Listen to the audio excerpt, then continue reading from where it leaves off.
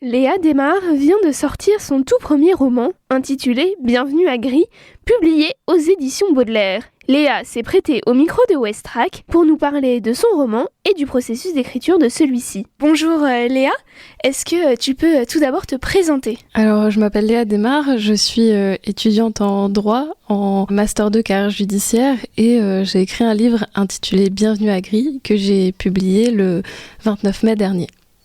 Alors oui, c'est ton tout premier roman, est-ce que tu peux nous parler un peu de son histoire ? Oui, alors c'est un livre que j'ai écrit en 5 ans, donc avec des grosses périodes de creux où je l'ai un petit peu laissé de côté, d'où la longueur de ce livre. Et puis il y a eu toute la période de réécriture qui a duré quand même 1 an. C'est un livre que j'ai commencé pendant la période du Covid. Je crois que beaucoup de personnes aussi ont eu ce développement artistique pendant cette période. Et donc j'ai commencé par écrire des petites nouvelles que j'ai voulu compiler, que j'ai retravaillées et qui ont ensuite donné ce roman. Très bien. Et alors comment t'es venue cette histoire ? Est-ce que tu avais déjà une idée en tête du sujet ou ça t'est venu avec le temps, avec l'écriture ? Alors ça m'est venu avec le temps, avec l'écriture. Le livre est bercé d'émotions. Et c'est comme ça qu'il est apparu. Je voulais mettre énormément d'émotions dans ce livre, que ça se fasse ressentir. Et c'est ce que certains lecteurs ressortent après la lecture, c'est que chaque chapitre va amener énormément d'émotions. Et c'est avec toutes ces émotions que est venu ce livre. Et il y avait des thèmes quand même que je voulais aborder, qui étaient plus ou moins amenés dans le livre, notamment comme l'écologie, le féminisme ou le deuil, en grande partie le deuil. Je voulais que tous ces sujets se mélangent parce que c'est aussi comme ça qu'on le vit. Nous, mes personnages, je voulais qu'ils les vivent. C'était un peu tout en même temps. Parfois, tout nous tombe dessus sans qu'on puisse vraiment faire quelque chose. Donc voilà, c'était vraiment cette idée de... il nous arrive tellement de choses en même temps, que faire ?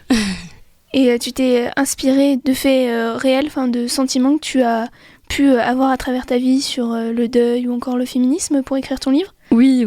Il y a notamment plusieurs passages dans le livre où il y a cette rage féminine dont on parle beaucoup en ce moment, que j'ai vécu aussi par des moments de misogynie qui me sont arrivés. L'écriture permet parfois aussi d'être un véritable punching ball et j'espérais aussi que d'autres femmes à travers ce livre puissent aussi se reconnaître, se dire « Ah oui, ça aussi, ça m'est arrivé et c'est dégueulasse, j'aime pas quand ça m'arrive ». Et puis d'autres sujets comme l'écologie, parce que je fais partie de cette génération, on est bercé dedans depuis enfant, où il y a ce côté extrêmement anxieux de se dire mais dans quel état va subir la planète, et puis le deuil aussi qui, je pense, c'est quelque chose que tout le monde traverse à un moment donné dans sa vie. J'avais vécu donc un deuil qui était extrêmement douloureux, extrêmement difficile et compliqué à gérer. Je savais que cette personne qui était décédée voulait que je le voie d'une manière un peu plus joyeuse, aurait souhaité que je le vive beaucoup mieux. Et donc c'est aussi parti de là, cette idée des morts qui reviennent à la vie tous les ans en faisant une fête. On veut le percevoir de façon plus joyeuse, de façon plus positive. Voilà. Et alors oui, j'ai vu cette fête des morts qui est abordée dans ton livre. Le jour des morts, c'est célébré notamment au Mexique. Est-ce que ça t'a inspiré pour l'écriture de ton livre ? Oui, beaucoup. Pendant l'écriture, j'écoutais beaucoup de musique qui m'aidait aussi à rentrer dans certaines émotions. Et sur les chapitres qui étaient justement très présents par rapport à la fête des morts, j'écoutais beaucoup de musique justement mexicaine dans cette ambiance-là pour arriver à capter un petit peu et en le remodelant forcément à ma manière. Je voulais pas non plus faire de l'appropriation culturelle ou que sais-je, mais voilà, c'était vraiment cette ambiance que je voulais arriver à capter dans le livre. Et alors, pourquoi tu as choisi ce titre, Bienvenue à Gris, pour ton roman ? Gris, c'est la ville dans laquelle se déroulent tous les événements, toutes les actions. Il y a une grisaille en fait permanente qui plane au-dessus de cette ville, notamment à cause des problèmes environnementaux. J'aimais beaucoup cet aspect bienvenue dans cette ville parce qu'on a dans les 10 premiers chapitres les points de vue de 10 personnages différents. Donc on traverse cette ville à travers ces 10 personnages qui, à la suite des chapitres, se croisent et on comprend les liens qu'il y a entre eux. Donc j'avais vraiment cette envie de... Voilà, bienvenue dans cette ville. Et il y a aussi cette ville qui est très importante, qui est au centre de ce livre par rapport à toutes les questions d'abord environnementales, mais aussi avec cette fête. Et puis, il y a cette sensation que tous les personnages ont par rapport à cette ville, c'est qu'ils se sentent parfois emprisonnés, qu'ils n'arrivent pas à sortir de cette ville, qu'ils n'arrivent pas à aller ailleurs. Parce que quand ils essayent de sortir de cette ville, de partir, il y a toujours quelque chose qui va les en empêcher. Donc ils vont avoir un petit peu ce sentiment d'être coincés, mais c'est toujours eux qui choisissent cette prison, entre guillemets. Comme c'était vraiment central, je voulais que ça ressorte dans le titre. Et vu que la ville est dépeinte comme quelque chose de très froid, d'un petit peu atroce, et je trouvais ça assez drôle de mettre Bienvenue alors qu'elle paraît quand on lit très dur. Voilà. Et est-ce que tu peux nous parler un peu de tes personnages ? Alors, donc il y a 10 personnages qui reviennent petit à petit. Donc, parmi ces 10 personnages qu'on présente dans les 10 premiers chapitres, il y en a qui sont plus centraux que d'autres. J'aime beaucoup mes personnages parce qu'ils sont pleins de défauts. Ils ont beaucoup de qualités aussi, mais ils ont surtout plein de défauts. Et c'est vraiment ce que je voulais aussi à travers ce livre, c'était de ne pas rendre une héroïne géniale, incroyable, qui réussit tout, qui arrive tout super bien. Ou parfois, quand on lit certains livres, on a la sensation que tout est super facile pour elle. Dans ce livre, comme il y a énormément d'émotions, je voulais que ça paraisse vrai et qu'on ait des personnages qui soient réalistes. J'ai des amis qui autour de moi m'ont dit « J'adore Olivia » et une autre de mes amies qui m'a aidée pour la réécriture, Margot, qui m'a dit « Ah non mais Olivia, je la déteste, pitié mais qu'elle meure au prochain chapitre, j'en peux plus ». Du coup, je trouvais ça assez marrant que différentes personnes puissent s'identifier à tous ces différents personnages, que ça soit homme ou femme, parce qu'il y a des personnages masculins et féminins. Et puis, donc il y en a qui sont décrits comme extrêmement beaux, d'autres extrêmement moches, d'autres ont une personnalité très gentille, agréable, d'autres sont très rustres et désagréables. Et donc voilà, je voulais qu'ils aient vraiment une panel de personnalités. Je pense qu'il n'y en a pas un que je préfère par rapport aux autres. Voilà. Et alors, j'ai pu lire quelques pages. C'est un roman qui est quand même assez sombre de prime abord. Pourquoi avoir choisi ce thème ? Parce que j'aime beaucoup l'humour noir. Et je trouvais qu'il y avait matière dans cet univers assez sombre. Il y a aussi quelque chose que je voulais vraiment faire transparaître dans ce livre, c'est que chaque personnage vit dans quelque chose de très sombre, dans quelque chose de très gris, c'est le moment de le dire. Et je voulais que chacun des personnages, dans leur histoire personnelle, arrive quand même à se dépatouiller de leur travers et de donner un petit peu de courage à ceux qui pourraient lire et qui sont dans une situation pas forcément agréable en ce moment, qu'on peut s'en sortir même quand on est au fond du trou. Et donc voilà, je voulais transmettre ça à travers ce côté très sombre avec beaucoup d'humour. Donc voilà. Et alors, à quel public s'adresse principalement ton livre ? Je pense qu'il s'adresse principalement à un public plutôt jeune, je dirais entre 14 et 25 ans. Après, ça n'empêche pas les personnes plus âgées de le lire, bien évidemment. Ma grand-mère, qui a plus de 80 ans, est en train de le lire actuellement et ça lui plaît. Donc voilà, que ça ne fasse pas peur à un public plus âgé. C'est un roman qu'on peut classer dans la catégorie des livres fantastiques. Est-ce que c'est un genre de livre que toi tu lis de façon régulière ? Alors, quand j'étais plus jeune, oui. Aujourd'hui, beaucoup moins, parce que je trouve que c'est un genre qui devient redondant dans certains livres. Je trouve que dès qu'on sort de livres comme Hunger Games, Divergente, etc., c'est des livres qui ont marqué leur génération et ils sont très très bien, c'est vrai, mais du coup, il y a eu, j'ai trouvé une flopée de livres dans ce même style avec des ressemblances, beaucoup de ressemblances. Et c'est quand j'ai lu les livres de Ariel Holtz, quand j'étais plus jeune, qui étaient beaucoup plus sombres et vraiment différents de ce genre. Un fantastique qui était vraiment très différent d'Harry Potter, de tout ce qui se faisait de très mainstream. Je me suis dit, j'ai envie d'écrire dans ce genre-là, qui détonne, qui est un peu plus sombre, mais qui n'empêche qu'on peut faire beaucoup d'humour avec. Et j'ai trouvé que c'était très plaisant à lire. J'espère que les lecteurs prendront du plaisir aussi à lire Bienvenue à Gris. Tu as eu des inspirations pour écrire ce roman ? Oui.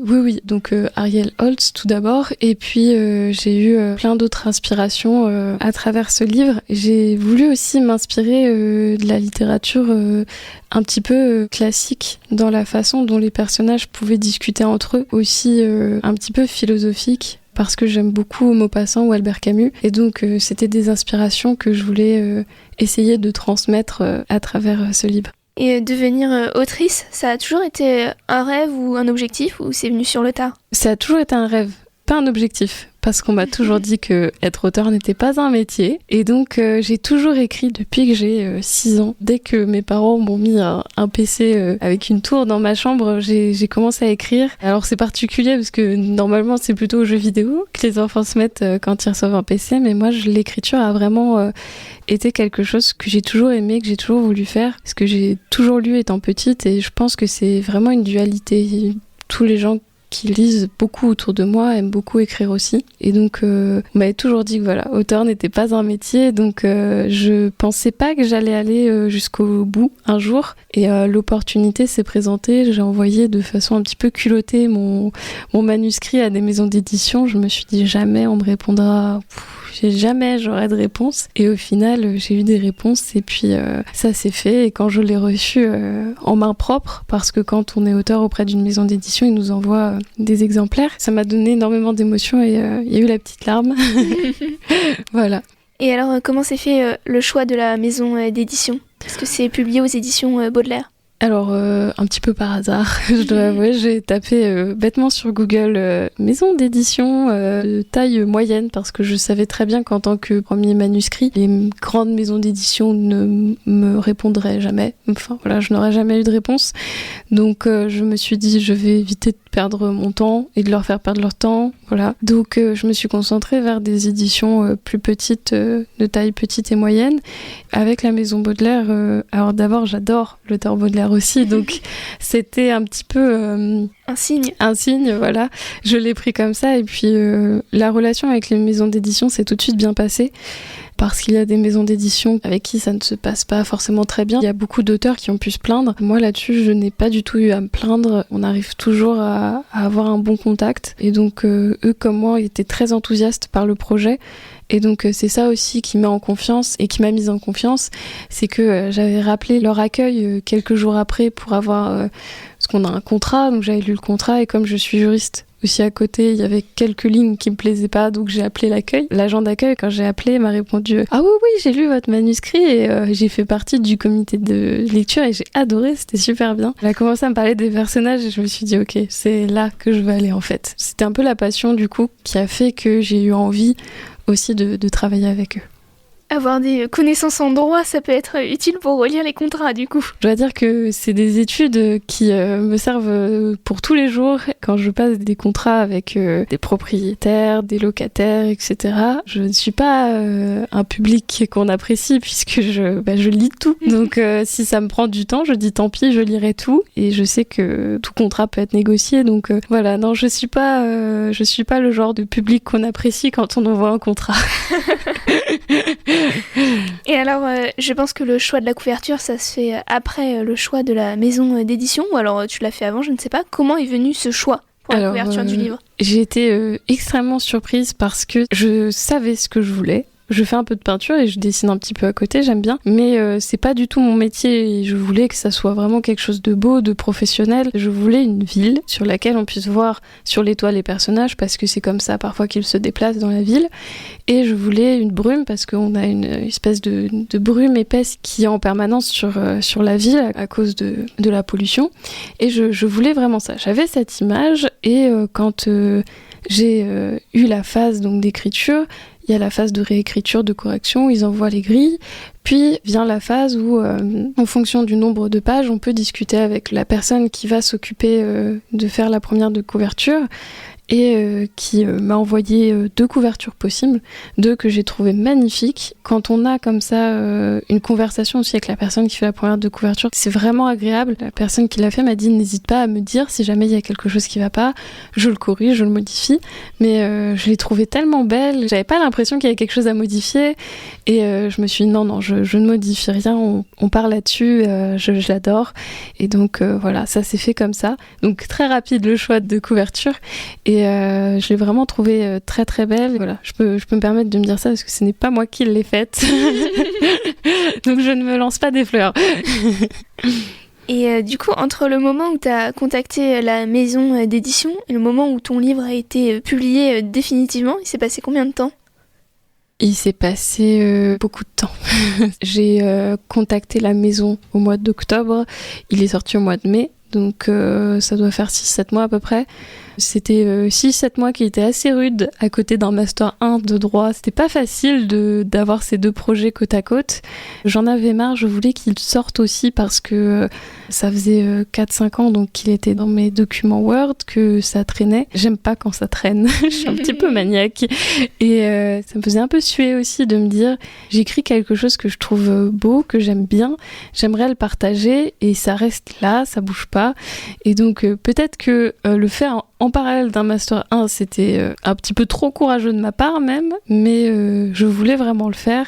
Et puis bon, les deux projets au final se sont plutôt bien superposés. J'ai eu mon Master et puis le livre est sorti, donc voilà. Et alors, est-ce que tu vas participer à des salons du livre ou à des événements autour de la littérature pour faire la promotion de ton livre ? Alors j'aimerais bien, je suis en train de regarder en ce moment et de demander, d'envoyer des mails, etc. Pareil pour les médias et pour les librairies, pour avoir des dates, pour faire des séances de dédicaces.